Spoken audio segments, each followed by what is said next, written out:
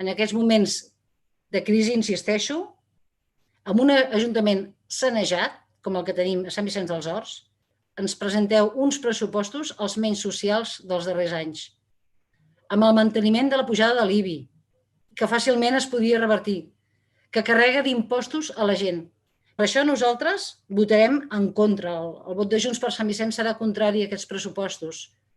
I ens comprometem a fer una proposta alternativa i pública dels pressupostos que contempli tant la rebaixa de la meitat de l'impost a la taxa d'escombraries del comerç com la reversió de la pujada de l'IBI, per demostrar que es poden fer pressupostos més socials i no lligats a pagar favors que comprometen tant el pressupost i afecta directament a la butxaca dels vicentins i vicentines.